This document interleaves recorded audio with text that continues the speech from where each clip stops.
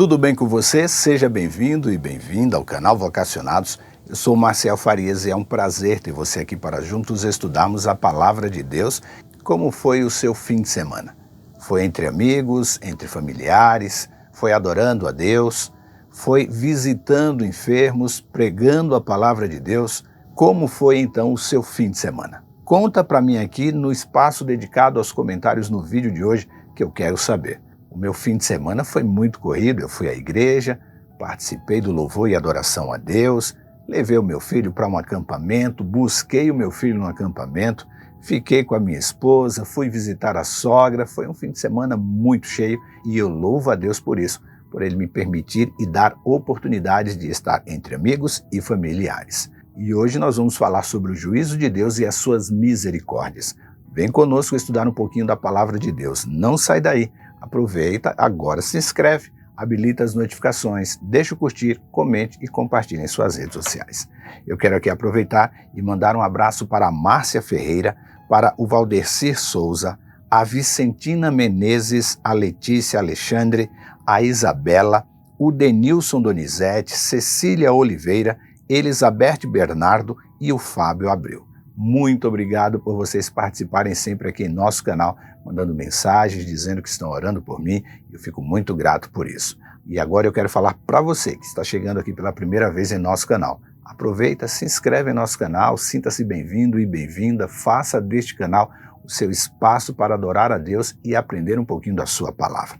Agora eu rodo a vinheta e na sequência vamos juntos estudar a palavra de Deus.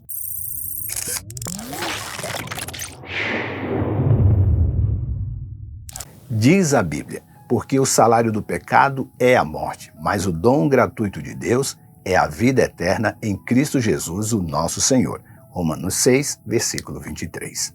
Na primeira parte deste versículo do livro de Romanos, há uma informação que deixa muitas pessoas assustadas todas as vezes que elas pecam. Paulo afirma que onde houver pecado, inevitavelmente haverá morte. E eu creio que ele não escreveu Romanos 6, 23 pensando em causar medo aos seus leitores. Eu acredito que foi apenas uma constatação das consequências do pecado na vida de quem o comete. A verdade a que Paulo chegou é que os nossos pecados nos colocam sob o julgamento de Deus.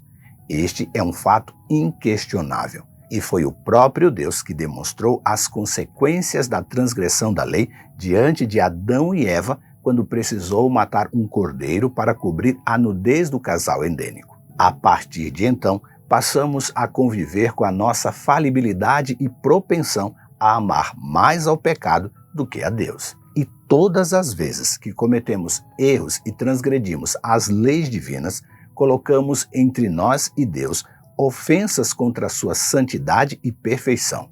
E são essas ofensas que podem nos levar à morte. E eu digo que podem porque o versículo completo de Romanos 6, 23 afirma que o dom gratuito oferecido por Jesus é a vida eterna. E quando reconhecemos que os nossos pecados precisam ser pagos e que não há nada que eu e você possamos fazer para saldar esta dívida, recorremos então à misericórdia e ao perdão de Deus. Pois sabemos, através da Bíblia, que Ele é amoroso e compassivo e que está disposto a perdoar aqueles que se arrependem sinceramente dos seus pecados. É neste momento que o Deus Espírito Santo age para produzir em nós o arrependimento, levando-nos assim a reconhecer as nossas falhas, confessar nossos pecados e Ele acaba assim nos auxiliando a corrigir os nossos erros. Porque é Deus quem efetua em nós tanto o querer como o realizar segundo a sua boa vontade. Filipenses capítulo 2, versículo 13. Eu gosto de ler este versículo de Filipenses na Nova Versão Transformadora, pois passa a ideia do agir de Deus em nós, nos levando assim à ação, e não apenas deixando que Deus faça tudo. Esse versículo, nesta versão, fica assim: pois Deus está agindo em vocês, dando-lhes o desejo e o poder de realizarem aquilo que é do agrado dele. É sobre estas realizações, feitas mediante o nosso desejo, que vamos parar aqui um pouco para entendermos juntos a relação entre as obras e a salvação. João, em sua visão na ilha de Patmos, viu que haverá um momento onde tudo o que realizamos mediante a nossa vontade será exposto diante de todo o universo. E não haverá decreto de sigilo que impeça que todos saibam o que eu faço em segredo quando eu estou sozinho aqui em casa. No texto de Apocalipse, João afirma que ele viu os mortos, pequenos e grandes, em pé diante do trono de Deus. E aí foram abertos livros, incluindo o livro da vida. Os mortos assim foram julgados segundo o que havia feito, conforme o que estava registrado nos livros. Apocalipse 20, versículo 12. Será neste momento que as obras desempenharão o seu papel. Não que as obras tenham um papel salvífico, e Paulo deixa isso muito claro no livro de Efésios, quando ele afirma que vocês são salvos pela graça por meio da fé. Isso não vem de vocês, é uma dádiva de Deus. Não é uma recompensa pela prática de boas obras, para que ninguém venha a se orgulhar. Efésios capítulo 2, versículos 8 e 9. Então, se a salvação é pela graça de Deus por meio da fé em Jesus Cristo e não por nossas obras, por que então as obras são consideradas importantes como evidência para a recompensa celestial? O primeiro ponto que precisa ficar claro e sobre o qual não há espaço para outra interpretação é que a salvação é um presente gratuito de Deus que não pode ser conquistada ou merecida por meio das nossas obras. Tudo bem até aqui? Pois bem, sigamos. Por outro lado, Apocalipse, capítulo 20, versículo 12, descreve o julgamento final de Deus, onde as obras dos seres humanos serão avaliadas. E agora? Bem, vamos lá. É importante saber que a salvação pela graça não invalida a importância que as obras devem ter para o cristão. As obras são evidências de uma fé genuína, algo como uma expressão de gratidão e amor a Deus. E Tiago, tratando deste assunto, fez algumas perguntas interessantes e que merece aqui a nossa reflexão. Então, pegue aí a sua Bíblia, abra no livro de Tiago, capítulo 2, e vamos ler juntos dos versículos 14 a 26. A Bíblia diz assim: de que adianta, meus irmãos, dizerem que têm fé, se não a demonstram por meio de suas ações? Acaso esse tipo de fé pode salvar alguém? Se um irmão ou uma irmã necessita de alimento ou de roupas, e você diz, até logo, tenha um bom dia, aqueça-se e coma bem, mas não lhe dão alimento nem roupa, em que isso ajuda? Como veem, a fé por si mesmo, a menos que produza boas obras, está morta. Mas alguém pode vir argumentar. Uns têm fé, outros têm obras. Então, mostre-me sua fé sem obras, e eu, pelas minhas obras, lhe mostrarei a minha fé. Você diz que crer em um único Deus? Muito bem. Até os demônios creem e tremem de medo. Quanta insensatez! Vocês não entendem que a fé sem as obras é inútil? Não lembra que o nosso antepassado Abraão foi declarado justo por suas ações quando ofereceu seu filho Isaque sobre o altar? E como vem, sua fé e suas ações atuaram juntas, e assim as ações tornaram a fé completa. E como aconteceu exatamente como diz as Escrituras, Abraão creu em Deus e assim foi considerado justo. Ele até foi chamado de amigo de Deus. Vejam que somos declarados justos pelo que fazemos e não apenas pela fé. Raabe, a prostituta, é outro exemplo. Ela foi declarada justa por causa de suas ações quando escondeu os mensageiros e os fez sair em segurança por um caminho diferente. Assim como o corpo sem fôlego está morto, a fé também sem obras está morta. Que texto interessante de Tiago, não? A fé sem obras está morta.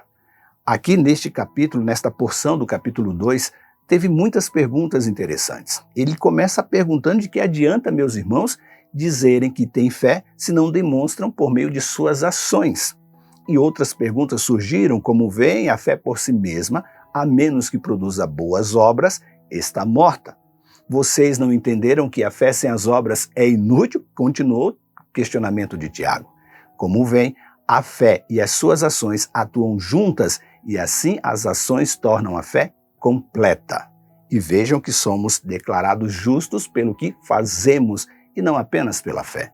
E assim, ele conclui dizendo que o corpo sem fôlego está morto, a fé sem obras também está morta. Esta porção bíblica de Tiago enfatiza a importância das obras como uma demonstração prática da nossa fé.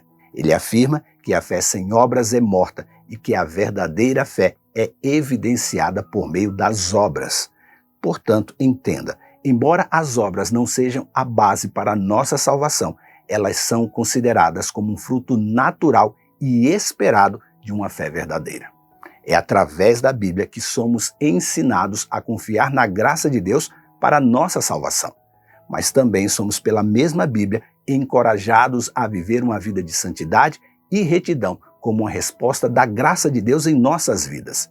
E as obras são as respostas para a salvação recebida e uma forma de glorificar a Deus em nossas ações diárias. É importante saber que o julgamento das obras em Apocalipse, capítulo 20, versículo 12, não é para determinar a minha ou a sua salvação, mas sim para avaliar as ações e o caráter das pessoas em relação aos padrões de Deus. E mais uma vez eu afirmo aqui, a salvação é recebida pela graça de Deus por meio da fé em Jesus Cristo e não é baseada em nossas obras. No entanto, as obras são os reflexos da nossa fé e do nosso relacionamento com Deus. As obras podem ser, assim, um indicativo de uma fé genuína e transformadora. Paulo afirmou em 1 Coríntios capítulo 3, versículo 12, que no dia do juízo, porém, o fogo revelará que tipo de obra cada construtor realizou, e o fogo mostrará se a obra tem algum valor. E será esta obra ou obras que determinará se receberemos de Deus a coroa da justiça. O apóstolo Paulo também disse que lutei o bom combate, terminei a corrida e permaneci na fé. Agora o prêmio me espera, a coroa da justiça, que o Senhor, o justo juiz, me dará no dia da sua volta. E o prêmio não será só para mim, ele diz, mas para todos aqueles que, com grande expectativa, aguardam a vinda de Deus. 2 Timóteo, capítulo 4, versículos 7 e 8. Quando esteve aqui andando entre os homens, Jesus enfatizou a importância das obras como a expressão do amor a Deus e ao próximo, e afirmou também que aqueles que praticarem o bem herdarão a vida eterna. Nossas obras são, portanto, apenas uma resposta grata e amorosa à salvação que já recebemos. E, além disso, é importante entender que nossas obras não são suficientes para nos tornar justos diante de Deus. A Bíblia ensina que todos nós somos pecadores e falhos, e nossas obras estão sujeitas a imperfeições e falhas. É pela fé, e só pela fé em Jesus Cristo, e pela obra redentora de sua morte na cruz, que somos justificados e declarados justos diante de Deus. Nossas obras, portanto, são apenas a manifestação da nossa gratidão e o nosso amor a Deus, mas não são um meio para alcançar a salvação. As obras são consideradas importantes, sim, mas como uma evidência de uma fé genuína e como uma expressão do nosso amor a Deus e ao próximo. Elas podem resultar em recompensas celestiais e são assim avaliadas no julgamento final de Deus. No entanto, a salvação em si é um dom gratuito de Deus, pela graça, recebida pela fé em Jesus Cristo, e não pode ser assim conquistada ou merecida por meio de nossas próprias obras. É preciso destacar também hoje que as obras não são apenas ações externas que são visíveis, mas também inclui a motivação do nosso coração em realizá-las. Jesus ensinou em Mateus 5, versículos 21 e 48, que não é apenas o ato físico de matar ou cometer adultério que é pecaminoso, mas também a raiva e o desejo de vingança que está no nosso coração. Depois leia Mateus capítulo 5, 21 a 48, vai valer muito a pena para você entender o que é graça e também obras motivadas por fé. As verdadeiras obras aceitas por Deus são aquelas que são realizadas com um coração sincero e em obediência aos mandamentos de Deus, não apenas para ganhar a aprovação dos outros ou para buscar recompensas terrenas, mas como um reflexo de um relacionamento genuíno com Deus. Além disso, é importante reconhecer que o julgamento de Deus será baseado em seu conhecimento perfeito e justo do nosso coração e da nossa real motivação. Não dá para esconder nada de Deus. Por favor, entenda, nossas obras não são perfeitas e nunca serão. Mas o julgamento de Deus é baseado em seu conhecimento perfeito e justo. É por este motivo que devemos buscar viver uma vida de fé genuína em uma resposta ao dom gratuito da salvação que já recebemos de Deus. Pense nisso, leia sua Bíblia, pratique boas obras mediante a fé em Deus e que Ele nos abençoe. Este conteúdo também está na web rádio Ecoar.